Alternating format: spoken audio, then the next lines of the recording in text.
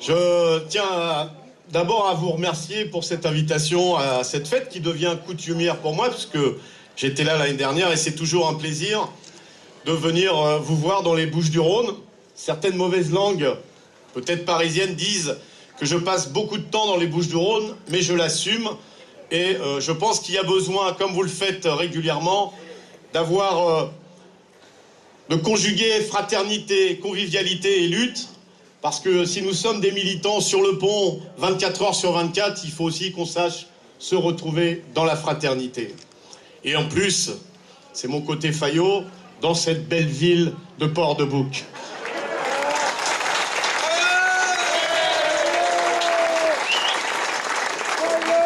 Mes camarades, il y a quelques mois, on nous avait promis beaucoup de choses. Du changement, avec un jeune président. Mais quelques mois après, on est capable de se rendre compte qu'on a beau avoir 39 ans, on peut être très très très vieux dans sa tête. Les idées nouvelles, ce n'est pas une question d'âge, c'est une question de volonté de démarche.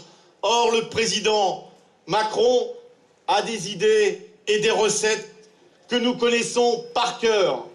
Rappelez-vous, il y a quelques années, on avait le président des riches.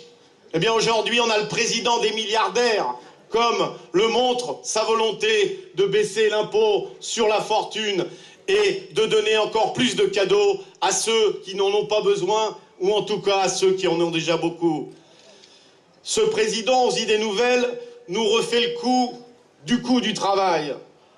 Mes camarades, en 1906, le patronat, je ne sais pas si ça s'appelait le CNPF ou le MEDEF, mais c'était les mêmes capitalistes, parlaient déjà du coût du travail. C'est ça les idées nouvelles, c'est ça les idées du 21e siècle. Et ce que proposent Macron et le MEDEF, c'est de continuer des politiques que nous connaissons par cœur. Des politiques qui consistent à opposer ceux qui n'ont rien à ceux qui n'ont pas grand-chose, comme le démontre la volonté de taxer les retraités avec la hausse de la CSG en disant que quand on gagne 1 200 €, on est presque un privilégié, en tout cas, on est un nanti et un travailleur aisé. On ne parle pas de ceux qui gagnent des millions, des milliards d'euros à spéculer et à cacher leur argent dans des paradis fiscaux et sans aller très loin, dans un pays d'Europe qui est frontalier avec la France, le Luxembourg. Et d'ailleurs, je crois que dans le département, les camarades de la MOP savent très bien qu'on peut avoir un patron qui va planquer son argent pas très loin d'ici. Le gouvernement et le président de la République nous jouent les vieilles recettes. Mais si ces recettes avaient fonctionné, s'il y avait vraiment un problème de coût du travail, s'il y avait un problème de droit du travail dans ce pays, mais ça fait des années que la courbe du chômage aurait baissé puisque nous en sommes à la 7e ou la 8e réforme qui consiste à raboter les droits des travailleurs.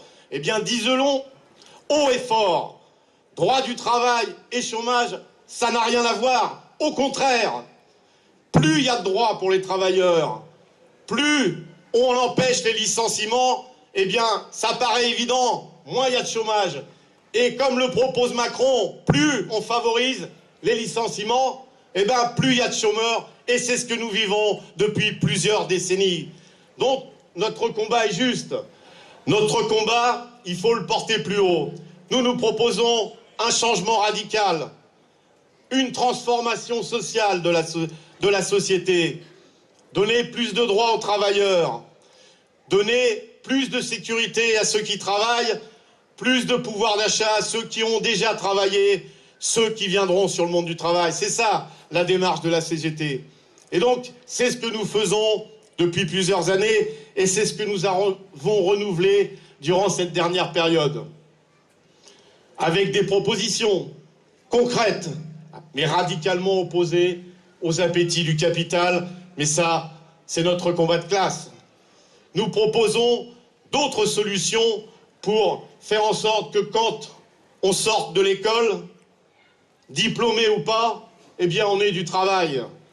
Pour faire en sorte que, quand on a du travail, on ne soit pas licencié pour un oui ou pour un non, comme le prévoient les ordonnances.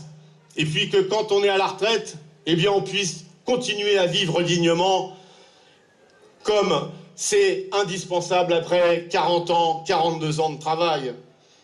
Oui, nous proposons une société qui ne met pas de côté ceux qui sont privés d'emploi ou qui ne les montre pas du doigt. Rappelez-vous, camarades, un chômeur sur deux ne perçoit aucune allocation. 1 sur 2. Et on appelle ça des nantis. Rappelez-vous, camarades, que la sécurité sociale, comme l'a rappelé Olivier, c'est un système qui n'a jamais été aussi moderne. Jamais été aussi moderne. On paye selon ses moyens, on reçoit selon ses besoins. Ça ne s'appelle pas de la charité, ça. Ça s'appelle de la solidarité.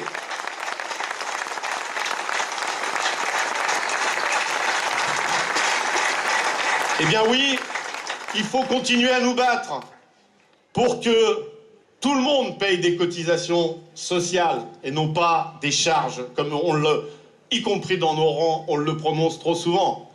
Des cotisations sociales, tout le monde doit les payer. Et surtout, ceux qui en sont exonérés. Le patronat touche en exonération, en aides diverses et variées, 200 milliards d'euros par an. 200 milliards. Il y a de quoi améliorer notre système de santé. Il y a de quoi financer nos retraites et financer d'autres problèmes liés à la santé, à la maladie, à la vieillesse. 200 milliards d'euros. On nous dit qu'il n'y a pas d'argent? Eh bien, reprenons ce que certains donnent au capital tous les ans et ce qu'ils veulent continuer à donner. Dans la période, donc, nous avons décidé rapidement, et certains nous le reprochaient, mais comme ce sont nos ennemis, on s'en fout. Nous avons décidé de ne pas nous laisser faire.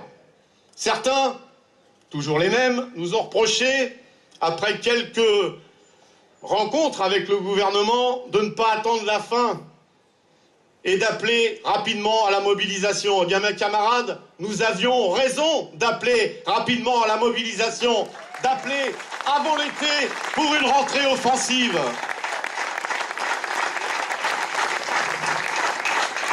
Oui, nous avons pris nos responsabilités et nous avions raison, car nous avons réussi un grand 12 septembre. Et aujourd'hui, si j'ai bien entendu ces dernières heures ce qui se passe dans le paysage, nous avons bien fait de ne jamais rejeter, ou en tout cas d'appeler à l'unité du monde du travail. On nous disait isolés. Bien écoutez mes camarades, aujourd'hui, je pense pouvoir dire que ceux qui sont isolés, c'est ceux qui défendent encore les ordonnances, parce que le monde du travail est de plus en plus uni et de plus en plus rassemblé.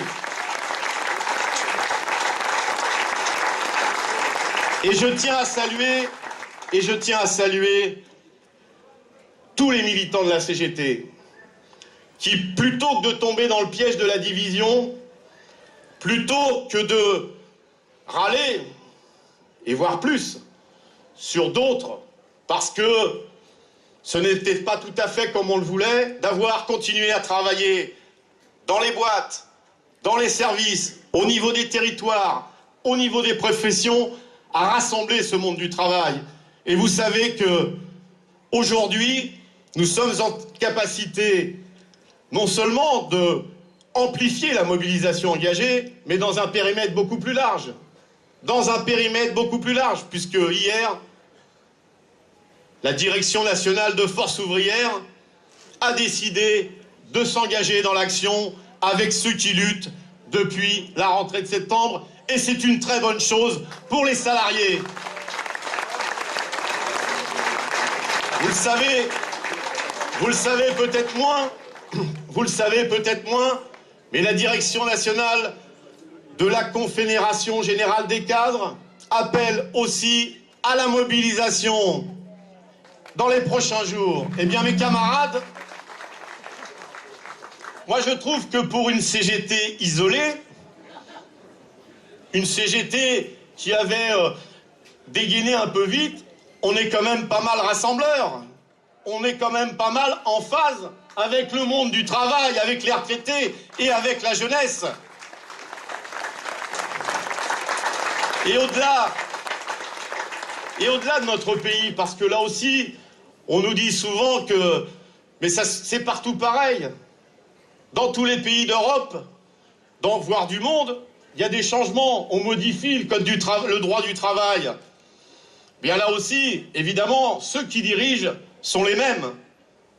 Mais le camp des travailleurs est uni. Et moi, j'ai l'image, le jour de notre mobilisation du 21, d'un syndicat à Kaboul, portant une banderole devant le consulat de France, où était inscrit « Non à la loi travail XXL ». La CGT n'est ni isolée en France, ni dans le monde.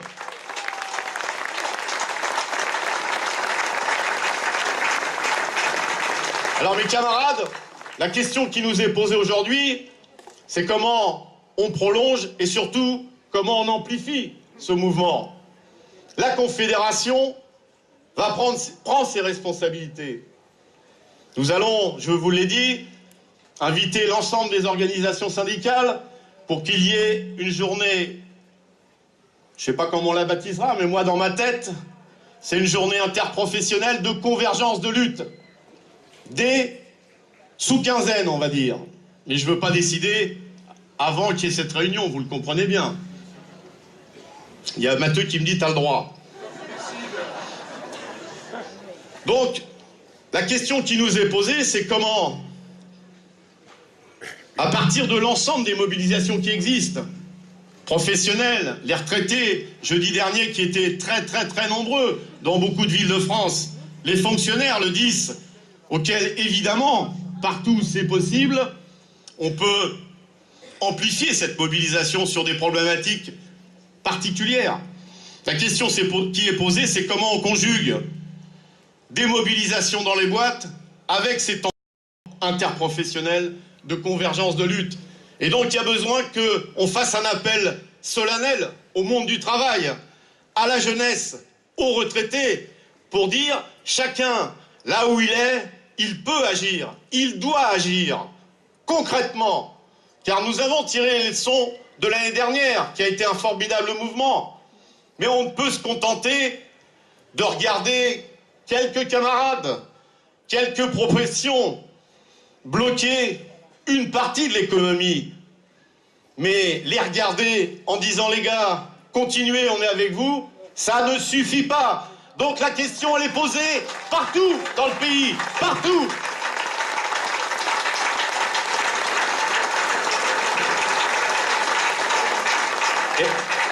Et cette phase, eh bien, ça nécessite des militants, des syndiqués disponibles, et je sais que vous l'êtes.